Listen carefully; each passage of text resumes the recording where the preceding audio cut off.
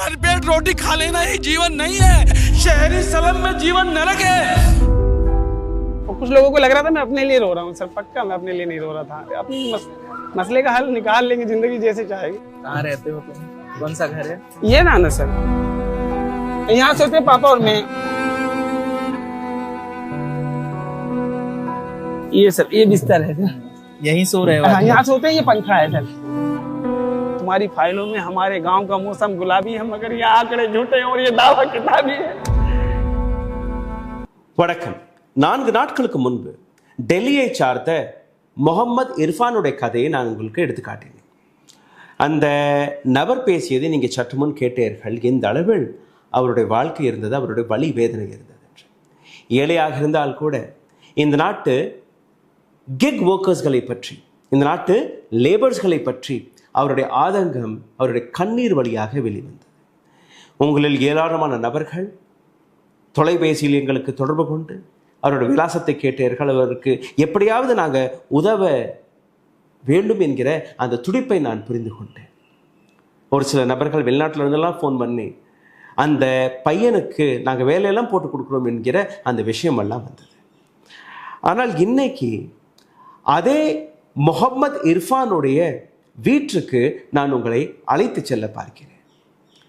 அந்த வலிக்கு பின்னாடி, அந்த கண்ணீருக்கு பின்னாடி, அந்த கதறலுக்கு பின்னாடி இருக்கக்கூடிய அந்த உண்மையை நான் உங்களுக்கு விளக்கப் போகிறேன்.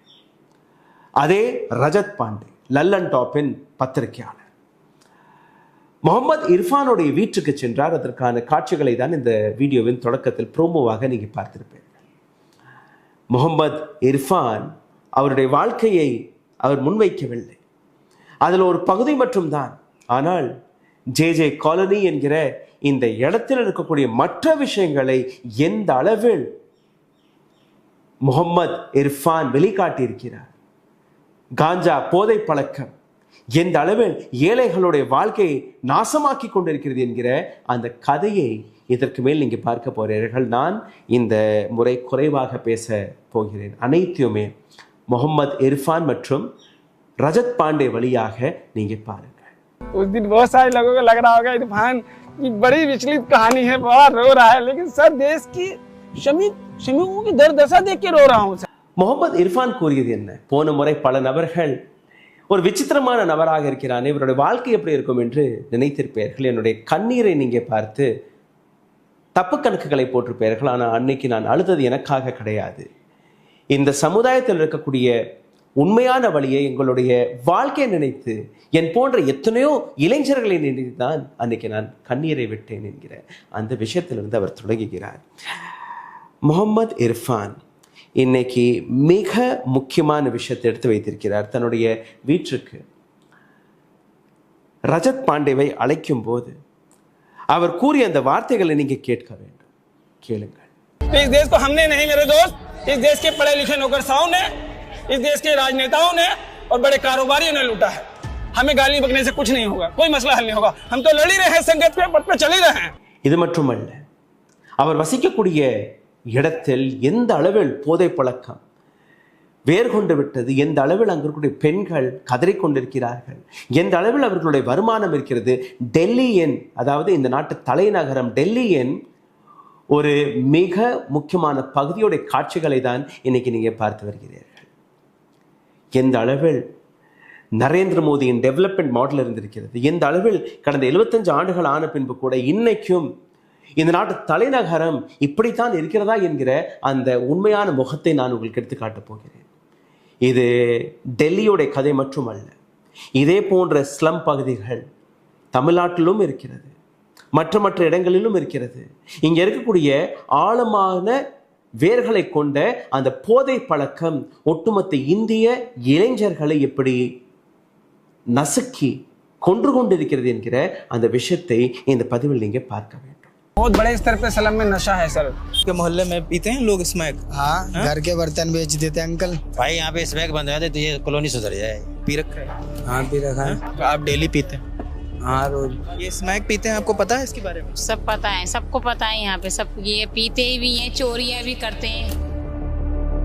या तो जुआ से पैसा आएगा या चोरी करके आएगा। और का ऑप्शन है कमाने। अगर स्मैक डेली पियोगे, हाँ बोन्स में दर्द होता है सर, नहीं पिएगा तो। अगर नहीं पियेंगे हाँ। आप छोड़ना चाहते हो? हाँ। हाँ? आप स्मैक लेते हैं? हाँ मैं पीता हूँ। मेरे घर पे अभी जाओगे ना, सिर्फ 2 सिलेंडर मिलेगा, 4 बर्तन मिलेगा, बस सब बर्तन बेच दिए? सब खत्म है, कुछ भी नहीं है। मरने को सोचता है इंसान, मर जाऊं। आज सबसे बड़ा चोर कौन है? पुलिस वाला। मेरे लड़के को नशा मुक्ति में डाली हूँ, बर्बाद हो गया था। मेरी जिठानी का लड़का, वो भी स्मैक पी के मरा, उसे बचा नहीं पाए। जितना भी पैसा लगाना था उनको घर भी बेच दिया। इनमें से किसको आप हिंदू और किसको मुसलमान कहेंगे? किसको कहेंगे? இர்ஃபான் கூறிய ஒரு வார்த்தை கவனமாக கேளுங்கள். இதுல யாரை நீங்க ஹிந்துவாக, யாரை நீங்க முஸ்லிமாக பிரிக்க முடியும்? நாங்க எல்லாருமே ஏழைகள். இந்த நாட்டு சிஸ்டம் எங்களை அழித்து விட்டது. சிஸ்டத்தால் பாதிக்கப்பட்ட ஏழைகள் தானாக. எங்களுக்கு ஜாதி கிடையாது, எங்களுக்கு மதம் கிடையாது. इनमें से किसको आप हिंदू और किसको मुसलमान कहेंगे? किसको कहेंगे? இர்ஃபான் எடுத்து வைக்கக்கூடிய அதே வார்த்தை வெறும் 18,000 ரூபாய். டெல்லி அரசாங்கத்துடைய மினிமம் வேஜஸ் 18,000 ரூபாய். அந்த 18,000 ரூபாய் கூட ஒரு ஏழை கையில் போகவில்லை என்றால் அது அவர்களுடைய அதிகாரத்தை பறிக்கும்படி இல்லையா? அதைத்தானே நான் அன்னைக்கு பேசினேன்.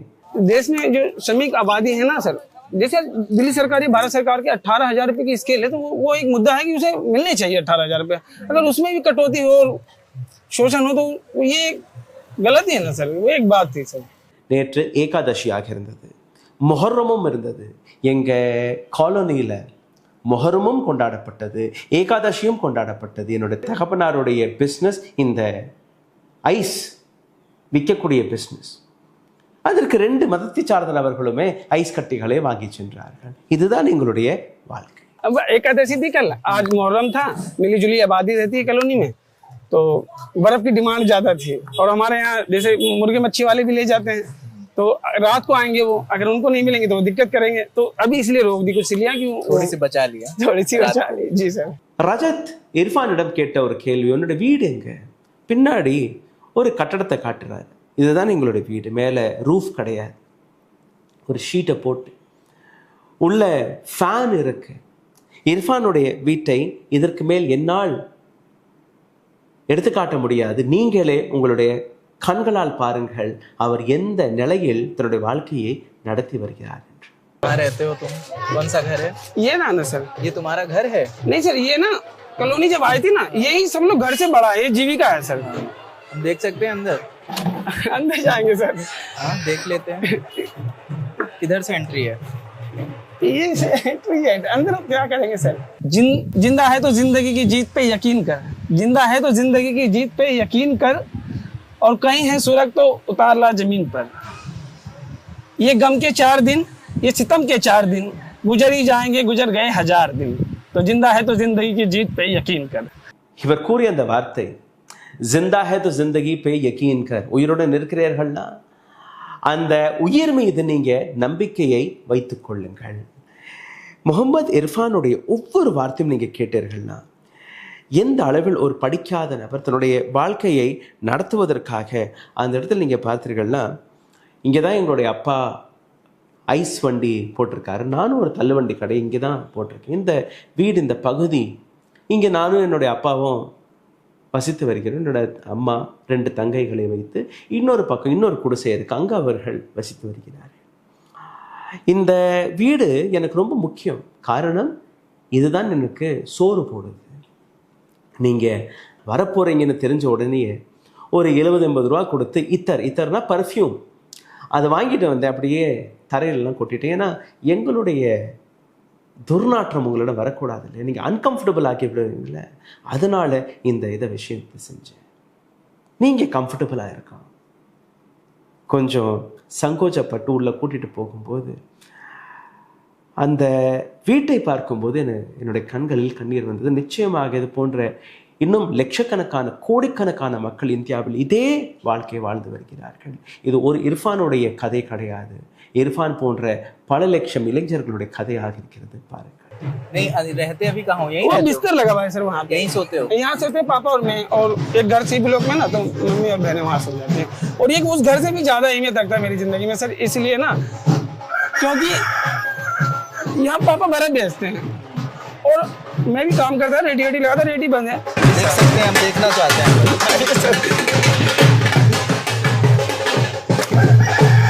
यहाँ नहाने का है सर, इत्र लगवा दिया था कि थोड़ी महक थी ना, तो आप आ रहे हैं तो आपको इत्र लगवा दिया था। हाँ, खुशबू आ रही होगी कि आप आएंगे तो महक ना आए किसी तरह की, इसीलिए इत्र की एक शीशी छिड़क दी है 80-90 रुपए की। तभी खुशबू आ रही है। हाँ, कि आपको परेशानी ना हो। नहीं ऐसा नहीं। ये मेरा बिस्तर है सर, ये सर ये बिस्तर है सर, यहीं सो रहे हो? हाँ, यहाँ सोते हैं। ये पंखा है सर,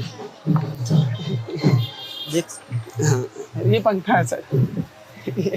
अच्छा, ये लगा रखा है। हाँ सर, यहीं बैठे? हाँ बैठे सर। और बहुत सी परेशानी है सर, लेकिन हकीकत में जो है सर, இந்த வீடியோவில் உங்களை இன்னும் ஆழமாக குறிச்சிட முன்பு ஒரு சிறிய கோரிக்கை. உங்களுடைய சேனலை தொடர்ந்து முடக்கக்கூடிய வேலையை பார்த்து வருகிறார்கள். இதிலிருந்து மீட்டெடுப்பதற்காக உங்களுடைய உதவி தேவைப்படுகிறது. நீங்கள் செய்ய வேண்டிய சாதாரணமான விஷயங்கள் லைக், ஷேர், சப்ஸ்கிரைப் பட்டனை தட்ட மறக்காதீர்கள். உங்களுடைய கேள்விகளை, கருத்துக்களை கீழே கமெண்ட் பாக்ஸில் எழுதிவிடுங்கள். இதையும் தாண்டி பொருளாதார ரீதியாக எங்களை தொடர்ந்து முடக்கக்கூடிய வேலையை பார்த்து வருகிறார்கள். அதிலிருந்து மீட்டெடுப்பதற்காக அருகில் இருக்கக்கூடிய QR கோடை பயன்படுத்தி உங்களால் முடிந்த உதவியை நீங்கள் தெரிவிக்கலாம்.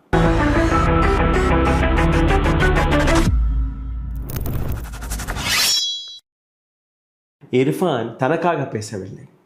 ஊபர், ஓலா, ஜொமேட்டோ, ஸ்விக்கி அல்ல சின்ன சின்ன கூலி தொழில்களை செய்யக்கூடிய இளைஞர்களை பற்றி பேசுகிறார். எங்களுக்கு கிடைக்கக்கூடிய தன்மானம், எங்களுக்கு கிடைக்கக்கூடிய அந்த சம்பளம் சரியாக வர வேண்டும் என்று. श्रमिकों को बेहतर जीवन मिलना चाहिए, चाहे वो ओला उबर के ड्राइवर हों, DTC के कंडक्टर हों, या मीशो में जोमेटो में काम करने वाले, ऑनलाइन फूड पहुँचाने वाले, और तमाम वो वर्कर जो कहीं ना कहीं काम कर रहे हैं और कहीं ना कहीं वो पीछे जा रहे हैं, सबको न्याय मिलना चाहिए। ऐसी व्यवस्था तो होनी चाहिए, और उसका हम हिस्सा है तो इसलिए ये बात उठाते हैं। और यही बात है सर अपने लिए। இர்ஃபானை நான் கேட்கும்போது அப்படியே வியந்து போய்விட்டேன்.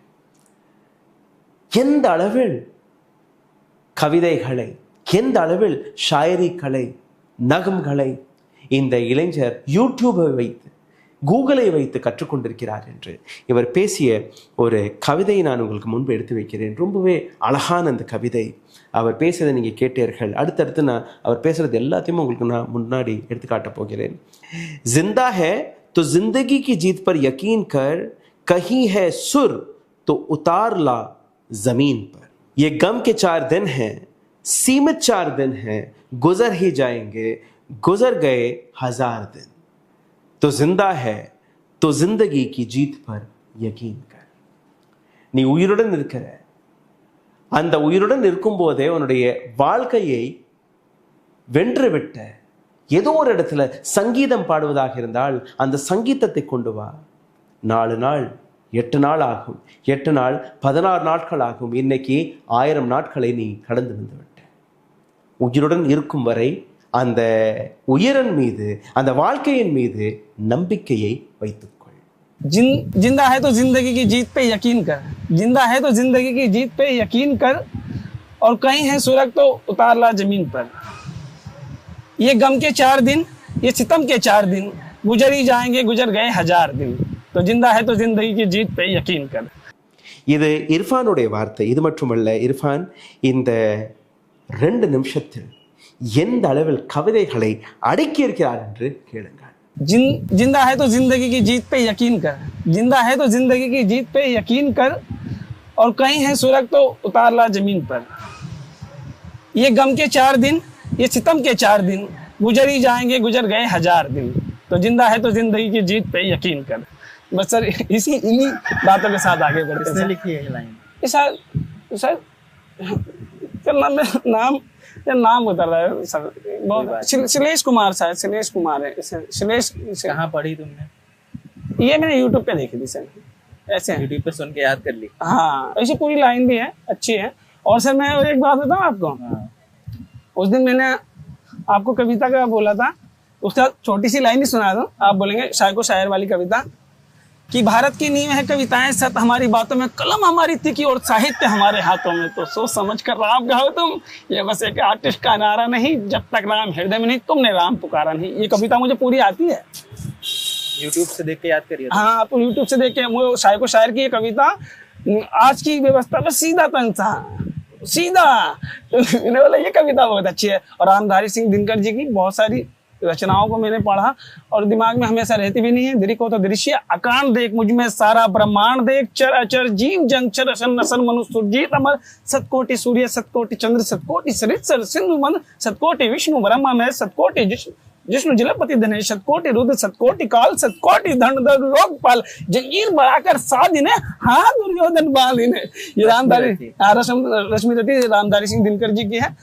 और आदम गोंडी जी की वो लाइन हमारे लिए ही है कि तुम्हारी फाइलों में हमारे गांव का मौसम गुलाबी है, मगर ये आंकड़े झूठे और ये दावा किताबी है। आदम गोंडी भी। और उनकी दूषण कुमार की साथ कि हो रही है पीर पर्वत सी, हो रही है पीर पर्वत से अरब बर्फ पिघलनी चाहिए, इस हिमालय से कोई गंगा निकलनी चाहिए, हिल रही है दीवार पर्दों से, शर्त यह है कि ये बुनियाद हिलनी चाहिए, हर गली हर गांव हर सड़क हाथ लहराते हर लाश चलनी चाहिए। मेरा मकसद हंगामा खड़ा करना नहीं, मेरी पूरी कोशिश है कि इसकी सूरत बदलनी चाहिए। मेरे सीने में नहीं तेरे सीने में सही हो आग कहीं भी, लेकिन ये आग जलनी चाहिए। तो सर इन्हीं चीजों से प्यार है। இதெல்லாம் கேட்ட ரஜத் அப்படியே வியந்து போறாரு, அப்படியே குள்ளரிக்குது. खड़ा खड़ा खड़ा खड़ाன்னு அடிச்சு விடுறாரு. நீ படிக்கல, எப்படி இதெல்லாம்? ஆமா சார், நான் படிக்கல, பள்ளிக்கூடத்துக்கே போகல, ஆங்கன்வாடி பால்வாடிக்கு தான் போனேன் சின்ன பிள்ளையா இருக்கும்போது. எழுத சுத்தமாகவே தெரியாது, ஏதோ எழுத்துக்குட்டி ஒரு சில வார்த்தைகளை படிச்சிருவேன். எல்லாமே யூடியூப் கூகுளில் கேட்டு தெரிஞ்சுக்கினது தான். இதுதான் என்னுடைய அறிவு. இது மட்டுமல்ல, இப்போது இர்ஃபான் தன்னுடைய தகப்பனாரை மீட் பண்ண வைக்கிறார், அவருடைய தாயாரை மீட் பண்ண வைக்கிறார், அவருடைய தங்கை எந்த அளவில் அண்ணனை பற்றி பேசுகிறார், அம்மா எந்த அளவில் அவரை பற்றி பேசுகிறார், எல்லாத்தையும் நீங்க பாருங்கள். ये मेरे पापा हैं सर, ये मेरी मम्मी है सर। नमस्ते। की बात मुद्दे जैसे कि परेशानी कोई भी चल रही हो, लेकिन अब धर्म का नाम दिया जाता है। मोहम्मद इरफान सुनकर இதற்கு மேல முகம்மது இர்ஃபான் காட்டிய தன்னுடைய வாழ்க்கையின் மறுபக்கம். ரஜத் பாண்டே அவருடைய வீட்டுக்கு போனது அவருடைய வாழ்க்கையை கவர் செய்ய போனது. ஆனால் இர்ஃபான் அந்த இடத்தில் தன்னுடைய வாழ்க்கையை விட்டுவிட்டு ஒட்டுமொத்த இளைஞர்கள் அந்த காலனியில் இருக்கக்கூடிய மக்களுடைய பிரச்சனை எந்த அளவில் உறக்கி சொல்லி இருக்கிறார் என்று நீங்க பார்க்க வேண்டும். பாருங்கள். ये कहाँ से पढ़ते हो? पढ़ा कहाँ से? ये गूगल पे गूगल पे पढ़ा। नहीं, तुम जो तमाम आरोप लगाते हो ये सब पढ़ते हो या इसको क्रॉस? ये आरोप नहीं, फिर से मैं कहता हूँ कि सरकार ये कह सकती है कि स्विस बैंक में काला धन नहीं है, ये तो नहीं कह सकती ना सरकार। लेकिन उस स्विस बैंक में काला धन है, लेकिन उस पर बात नहीं होगी। அப்படியே பேசிட்டு போகும்போது ஒரு இடத்துல இர்ஃபான் சொல்றாரு, வெறும் 6000 ரூபா 5000 ரூபாய்க்கு வேலைக்கு போறாருங்க சார் இந்த சொசைட்டியில், இந்த காலனியில் இருக்கக்கூடிய பெண்கள். நம்பலையா? இந்த பாருங்க, கேளுங்க, இந்த இருக்காங்க. 6000 ரூபாயில் 900 rupees 900 ரூபாய் வெறும் போக வர்றதுக்கு முடிஞ்சிருது, டிரான்ஸ்போர்ட்டில் முடிஞ்சிருது, பஸ் செலவுக்கு முடிஞ்சிருது. மீதம் 5100 ரூபாய். அந்த 5100 ரூபாயில் வாடகை கொடுக்கணும், சாப்பிடணும், வாழணும், எல்லாமே இருக்கு. இதுதான் எங்களுடைய வாழ்க்கை. அதை உறுதி செய்வதற்காக அங்கு அருகே நின்ற ஒரு பெண்ணை நேரடியாக பேச சொல்லியிருக்கிறார். கேளுங்கள். ए मैं 6000 रुपये में महिलाएं काम करने जाती है ना कंपनी में, जा रहे हैं हम। झूठ बोला मैंने। क्या काम करते हो? 6000 8000 बस। क्या करते हो आप? मैं सफाई का करती हूँ। सफाई का काम करते हो? तो दिन में कितने घर करने पड़ते हैं? मैं कंपनी में कर रही हूँ। कंपनी में आप करते हैं? हाँ। कितने रुपए मिलते हैं? अब जाके 9 करे नहीं 8 में लगी थी, और यहाँ पे ना कोई बस की सुविधा ना कुछ। कितने घंटे काम करते हो आप? अब सुबह 10 बजे से 6 बजे तक है। 10 से 6? हाँ। देते हैं 8000 पहले, अब 9 देते हैं। अब 9 दिन। इतना तो बेटा किराया भाड़ा रिक्शा करना पड़ता हमें यहाँ से, बस है नहीं यहाँ पे। छुट्टी कब होती है? संडे। संडे होती है छुट्टी? हाँ। कुछ बचता है दादी? बच जाता थोड़ा बहुत। बच जाता। या किराए पे रहते हो आप? हाँ, किराए पे ही है समझ लो। वो कितना पड़ता है किराया? किराया पड़ता है मतलब मैंने सिक्योरिटी पे ले रखा है, 2 लाख में सिक्योरिटी पे ले रखा। अच्छा, लाख रुपए कितने दिन के लिए? 3 साल के लिए। 3 साल के लिए। இர்ஃபான் எடுத்து வைத்த மிக கொடூரமான ஒரு பக்கம். இந்த பகுதியில் வாழக்கூடிய 100 இளைஞர்கள்ல 40 இளைஞர்கள் ட்ரக் எடிக்ட். இந்த ட்ரக் எடிக்ஷன் மட்டுமல்ல, அவருடைய வாழ்க்கையை இதற்கு மேல் நீங்கள் ஆழமாக பாருங்கள். ட்ரக் எடிக்ஷனுடன் திருட்டு வேலைகள், ஏன்னா ட்ரக்ஸ் வாங்கணும் இல்லையா, அதற்கான விளக்கங்களை இர்ஃபான் எப்படி எடுத்து வைக்கிறார், அங்களுடைய மக்கள் எப்படி எடுத்து வைக்கிறார்கள், உங்களுடைய மக்கள் எந்த அளவில் இந்த போதை பழக்கத்தில் ஒட்டுமொத்த குடும்பத்தை, ஒட்டுமொத்த சேவிங்ஸையே, ஒரு சில நபர்கள் தன்னுடைய வீடை, வாசலை கூட தன்னுடைய குழந்தைக்காக வித்திருக்கிறார்கள். கேளுங்கள். और उसकी एक खासियत बताता हूँ सर, दारू की एक लिमिट है, 100 की पी 200 की पी तो गिर जाएगा, गांजे की एक लिमिट है 100 की 200 की तो गिर जाएगा, लेकिन इसका नशा अगर 10,000 का भी कर लेगा ना बंदा तो उसको सुरूर होगा, पीने में मजा आएगा, लेकिन वो गिरेगा नहीं। ये अनलिमिट है, यानी एक सागर है, जितना गहराई में जाएगा वो बोलेगा और जाऊं और जाऊं और जाऊं, इसीलिए नशा इतना बुरा है. இர்ஃபான் இந்த பகுதியில் ஒரு விஷயத்தை ரொம்பவே ஆழமாக விளக்கி இருக்கிறார். சாராயம் குடிக்கும் போது அவர்களுடைய தேவை வெறும் 100-200 ரூபாய் தான் சார், அதுக்காக அவங்க திருட மாட்டார்கள். ஆனால் எதற்காக ஒரு போதை பழக்கத்திற்கு அடிமையான ஒரு இளைஞர், ட்ரக்ஸ் காஞ்சாவிற்காக அடிமையாகக்கூடிய இளைஞர், அவர் மட்டும் எதற்கு சார் திருடுறாரு? காரணம், இந்த போதைப் பொருள் இருக்கு. ஃபஸ்ட் சாராயம் குடிச்சிங்க அப்படியே ஃப்ளாட் ஆயிடுவீங்க, படுத்துருவீங்க, தூங்கிடுவீங்க. பட் இந்த போதைப் பொருள் நீங்கள் எவ்வளோ சாப்பிட்டா கூட அப்படியே நிற்குமா? அங்கே இருக்கக்கூடிய இளைஞர்களுடைய முகங்களை நீங்கள் பார்த்தீர்கள். 10,000 ரூபாய் எனக்கு வேணும்னா அந்த 10,000 ரூபாய் வீட்டில் கிடைக்கலன்னு நேராக போய் நீங்கள் திருடியாவது அந்த 10,000 ரூபாய் செலவு செஞ்சு அந்த போதைப் பொருளை வாங்கணும் என்கிற அந்த விஷயத்தை அவர் எடுத்து வைக்கிறார். இது மட்டுமல்ல, இர்ஃபான் எடுத்துக்காட்டிய அடுத்த பக்கத்தை நீங்கள் பார்த்தீர்கள்னா பல நபர்கள் இர்ஃபானுடன் சேர்ந்து அங்கே இருக்கக்கூடிய பிரச்சனைகள் எடுத்து வைத்திருக்கிறார்கள். இன்னைக்கு திருடர் யார் சார்? போலீஸ் தான் சார் திருடுறார். இந்த இளைஞர்களை நாங்கள் நஷா முக்தி கேந்திர, போதை பழக்கத்திலிருந்து வெளியேற்றக்கூடிய அந்த மருத்துவமனைக்கு நான் கூட்டி சென்றோம்னா அரசு மருத்துவமனைகளில் இவர்களுக்கு இடம் கிடையாது, பிரைவேட் மருத்துவமனைகளில் இருக்கு. மாதம் 6,000 ரூபாய், எங்களுடைய மாத வருமானமே 8,000 ரூபாய். அந்த 8,000 ரூபாயில் ஒரு மகனுக்கு மாதம் 6,000 கொடுத்தோம்னா மீதம் இருக்கக்கூடிய 2,000 ரூபாயில் எங்களுடைய வாழ்க்கையை நடத்தணும். எப்படி சார்? அப்படி அந்த பணத்தை கொடுக்கலைன்னா அங்கே கொடுமைப்படுத்துவாங்க. இந்த காலனியில் இருக்கக்கூடிய ஏராளமான இளைஞர்கள் இந்த வாழ்க்கையை, இந்த நரகத்தை வாழ்ந்து வருகிறார்கள். இந்த இடத்தில் ஒரு நபர் பேசுகிறார், என்ன சார் 2 லட்சம் ரூபா அறுதி நான் இந்த மருத்துவமனையில் செலவு செஞ்சுட்டேன், எதுவுமே நடக்கலை. உங்கள் சட்டப்பையில் வெறும் 500 ரூபா இருக்கட்டும், உங்கள் கழுத்தில் கத்தியை வச்சு இந்த 500 ரூபா பறிச்சுட்டு போயிடுவாங்க. இதுதான் எங்களுடைய வாழ்க்கை. கேளுங்க. ये बता रहे हैं यहाँ स्मैक का बड़ा दिक्कत है। ऐसा बहुत भाई, यहाँ पे स्मैक बंद हो जाए तो ये कॉलोनी सुधर जाए। मैंने कहा ना सर, किस उम्र के बच्चे ज्यादा?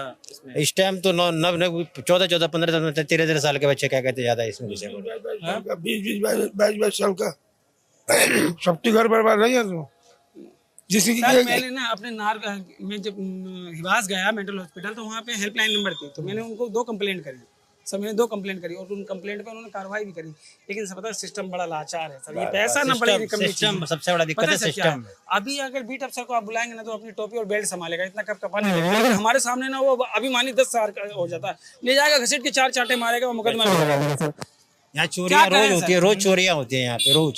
किसी के तार कट रहे, किसी की बाइक अभी आप बात करेंगे ना सर, वो तो आपके सामने किसी की केबलें कट रही है, सरकारी केबलें कट कट के जा रही है। बच्चों को स्मैक देता कौन है? कहाँ से लाते हैं? ये देती है, पैसे कहाँ से लाते हैं? पैसे नहीं है, पैसे घर में चोरी कर लिया, किसी के चोरी कर लिया, किसी का मोबाइल चुरा लिया, किसी का मोबाइल छीन लिया। ये सब पीड़ित है, इनके घर में कोई ना कोई सदस्य। 15 साल से मैं खुद पीता था। ये देखिए सर, 15 साल से मैं खुद पीता था, मैं अभी 3 महीने हुए मुझे छोड़े हुए।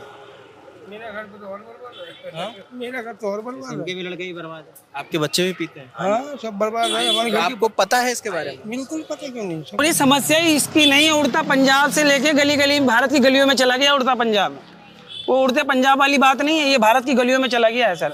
और ये बहुत बड़े स्तर पे, जब स्नैचिंग बढ़ती है ना, जब स्नैचिंग दिल्ली में बढ़ रही है तो समझ लेना कि नशा बढ़ गया है। स्नैचिंग होती है तो नशे के चक्कर में, स्नैचिंग होती है तो नशे के चक्कर में होती है। स्नैचिंग बढ़ गई तो समझ लीजिए नशा बढ़ गया है। क्राइम का मुख्य स्वरूप नशा है ही है। जब आदमी, आपको मैं गारंटी कर रहा हूँ, दारू पीने वाला कभी चोरी करते नहीं मिलेगा सर आपको, उसकी 50-100 रुपए की लिमिट होती है सर। गांजा पीने वाला 100-50 रुपए कर लेगा, लेकिन एक अनलिमिटेड नशा, वो सागर है, समंदर है, 5,000 की पी ले वो सीधा खड़ा है, वो 10,000 की पी ले सीधा खड़ा है, वो पीता रहेगा, खड़ा रहेगा। और उसमें भी पता सर, उसमें भी सिरिन लेते हैं, HIV के पेशेंट हो रहे हैं, एक दूसरे से अटैच हो रहे हैं, फिर भी नहीं समझे, क्योंकि वो उसकी उसमें जकड़े हुए हैं, समाहित हो गए हैं। और हर परिवार के माँ बाप की आंखों में आंसू है, और उन सब के बीच में जीवन गुजारा है सर हमने, जब हम इतना रोते हैं आपके कैमरे पे। இதுதான் டெவலப்மெண்ட் மாடல், டபுள் இன்ஜின் கி சர்க்கார். இந்த நாட்டு இளைஞர்களுடைய வாழ்க்கை நீங்கள் பார்த்தீர்கள்னா, ஹிந்து முஸ்லிம் என்கிற ஒரு பிரச்சனை, இன்னொரு பக்கம் இது போன்ற போதை பழக்கத்திற்கு அடிமையாக இருக்கக்கூடிய இந்த இளைஞர்கள், இவர்களுடைய குடும்பத்தினை நீங்கள் பார்த்தீர்கள்னா, நீங்கள் இந்த வீடியோவிலே பார்ப்பீர்கள், எத்தனை நபர்கள் கதறி கொண்டிருக்கிறார்கள், எத்தனை நபர்கள் தன்னுடைய வலியை வேதனையை எடுத்து காட்டுகிறார்கள். எங்களுடைய குழந்தையை நாங்கள் இழந்து விட்டோம், எத்தனையோ நபர்கள் இளைஞர்கள் அங்கே இறந்த கதையும் அவர்கள் எடுத்து வைக்கிறார்கள். இந்த அனைத்தையுமே தாண்டி நீங்கள் பார்த்தீர்கள்னா, 8,000 ரூபா வாங்கக்கூடிய ஒரு பெண்மணி 6,000 ரூபா தன்னுடைய மகனை காப்பாற்றுவதற்காகவே செலவு செய்கிறார். 14 வயது 15 வயது இளைஞர்கள் மீது இந்த போதை பழக்கம் வந்த உடனே ரீஹாப் சென்டர்ஸ்க்கு அவர்களால் எடுத்து செல்ல முடியவில்லை. எந்த விதமான உதவியும் அரசாங்க தரப்பிலிருந்து வரவில்லை. இவர்களை இதே போன்று ஒரு அடிமைத்தனத்திற்காக தள்ளிவிட்டு இந்த நாட்டு அரசாங்கம் வேடிக்கை பார்த்து வருகிறது. நரேந்திர மோடி அவர்கள் இந்த விவகாரத்தை நிச்சயமாக கையில் எடுக்க வேண்டும். ராகுல் காந்தி அவர்கள் இந்த பிரச்சனையை நிச்சயமாக ஆழமாக பார்க்க வேண்டும். இதே புதுதில்லியின் சீஃப் மினிஸ்டர் ரேகா குப்தா அவர்கள், நீங்க எதை வேணாலும் செஞ்சுட்டு போங்க, அரசியலுக்காக எந்த அளவில் போய் பேசணும்னா போய் பேசுங்க, உண்மை பேசணும்னா உண்மை பேசுங்க, பட் இந்த விஷயத்தில் ஒவ்வொரு மாநிலத்தில் இருக்கக்கூடிய சீஃப் மினிஸ்டர்ஸ்கள், இப்போ தமிழ்நாட்டில் விஜய் அவர்கள் இருக்கிறார், டெல்லியில் ரேகா குப்தா இருக்கிறார்,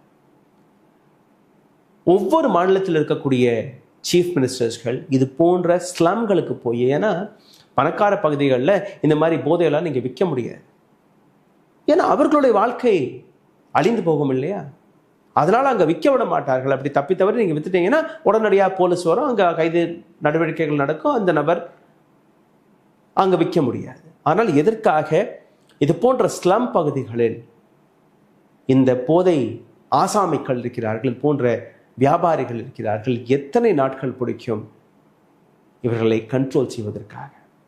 அடானி போர்ட்டில் எத்தனை கிலோ இது போன்ற போதைப் பொருட்கள் பிடிக்கப்பட்டது? அடானி மீது ஒரு துளி ஆக்ஷன் எடுத்தார்களா? தமிழ்நாட்டில் சென்னையில் எத்தனை இடங்கள்ல ரெய்ட் நடந்தது, எத்தனை இடங்கள்ல இது போன்ற போதைப் பொருட்கள் பிடிபட்டது? அவர்கள் மீது எந்த விதமான ஆக்ஷன் நடந்தது? இந்த அளவில் இந்த நாட்டு இளைஞர்களுடைய வலிவேதனை இருக்கிறது. இர்ஃபானுடைய வீட்டை பார்க்கலாம் என்று போனோம், ஆனால் வெளிவந்த உண்மை இன்னும் ஆழமாக எங்களை ஒடுக்கிவிட்டது. இப்போ இர்ஃபானுக்காக ஒரு சில விஷயங்களை நாங்கள் பார்க்க முன் வந்திருக்கிறோம். த ரூஸ்டர் நியூஸ் மற்றும் லல்லன் டாப் நாங்கள் இணைந்த ரூஸ்டர் நியூஸோடைய பங்கு ரொம்பவே சின்னமாக இருக்க போகிறது. ஏன்னா நான் அவருக்கு ப்ராமிஸ் செய்து நான் உங்களுக்கு ஒரு மைக் இங்கேருந்து அனுப்புகிறேன், நாங்கள் ஒரு கிரியேட்டர்ஸ் கிட் அவருக்கு பரிசாக கொடுக்க பார்க்கிறோம். இர்ஃபானை இதே இடத்துல விடக்கூடாது. இர்ஃபானையும் அவருடைய நாலேஜை வளர்ப்பதற்காக, அவருடைய எஜுகேஷனுக்காக லல்லன் டாப் ஒரு திட்டத்தை போட்டிருக்கிறார்கள். ஃபைனான்ஷியலாகவும் இர்ஃபானிற்கு உதவுவதற்கு முன் வந்திருக்கிறோம். மைக் சென்னையிலிருந்து அவருக்கு போக போகிறது. நாங்கள் அதற்கான ஒரு தரமான மைக்கை வாங்கி அனுப்ப போகிறோம். சாதாரணமான மைக்கெல்லாம் அனுப்ப மாட்டோம். நிச்சயமாக ஒரு இளைஞர் அவருடைய வாழ்க்கையின் தொடக்கத்திற்காக, ஒரு புதிய வாழ்க்கையின் தொடக்கத்திற்காக போகக்கூடிய மைக்காக இருக்கும்போது அது ரொம்பவே தரமாக இருக்கணும். அதற்கான வேலையை நாங்கள் பார்க்க போகிறோம். ரெண்டாவது, இர்ஃபான் கையில் இந்த கிரியேட்டிவ் கிட் போன உடனே இர்ஃபான் இதே போன்ற விளாக்ஸ்களை, இதே போன்ற, ஏன்னா அவருடைய நாலேஜ் எல்லாமே நீங்கள் பார்த்துருக்கீங்களா, கூகுள் வழியாக வருது, யூடியூப் வழியாக வருது. அவரே இந்த யூடியூப் ஸ்பேஸில் வரும்போது, அவரே இந்த கூகுள் ஸ்பேஸில் வரும்போது எந்த அளவில் இந்த நாட்டிற்கு முன்பு உண்மைகளை எடுத்து வருவார் என்கிற அந்த நம்பிக்கை எங்களுக்கு இருக்குது. அதனால் இர்ஃபானிற்கு உதவக்கூடிய அனைத்து நபர்களும் இந்த வீடியோவை பார்க்கும்போது நீங்களும் உதவுகிறீர்கள். இர்ஃபானிற்கு உதவ நினைக்கக்கூடிய நபர்கள் இந்த வீடியோவை பகிர்ந்தாலே போதும். லைக், ஷேர், சப்ஸ்கிரைப் பட்டனை தட்டுங்கள், இந்த வீடியோவை பகிருங்கள். உங்களுடைய கருத்துக்களை, கேள்விகளை கீழே கமெண்ட் பாக்ஸில் எழுதி விடுங்கள். இதையும் தாண்டி பொருளாதார ரீதியாக இந்த சேனலை சப்போர்ட் செய்ய நினைக்கக்கூடிய நபர்கள் அருகில் இருக்கக்கூடிய QR கோடை பயன்படுத்தி உங்களால் முடிந்த உதவியை தெரிவிக்கலாம். இதிலிருந்து வரக்கூடிய நன்கொடையிலிருந்து தான் இர்ஃபானிற்கு போகக்கூடிய அந்த மைக்கும் போகும். நன்றி, வணக்கம். ஊடகம் கார்ப்பரேட் அரசியல்வாதிகளின் கைப்பாவையாக அடிமைகளாக இருந்தது போதும், இனி சாட்டை எடுத்து சுழற்றும் நேரம் வந்துவிட்டது. ஊடகம் பொதுமக்களாகிய உங்களுக்காக, உங்களாலேயே இயக்கப்பட வேண்டும். ஊடக சுதந்திரத்திற்காக உங்களின் பங்களிப்பை இன்றே அளித்திடுங்கள். ஓ, அப்ப அந்த மிஸ்டர் அண்ட் மிஸ்ஸஸ் பெர்ஃபெக்ட் உண்மையிலேயே வர்த்து. நரம்பு தளர்ச்சியிலிருந்து விடுபட்டு உடம்பு ஒரு புது வீரியம் பெற மா நேச்சுரல்ஸோட மிஸ்டர் பர்ஃபெக்ட யூஸ் பண்ணுங்க.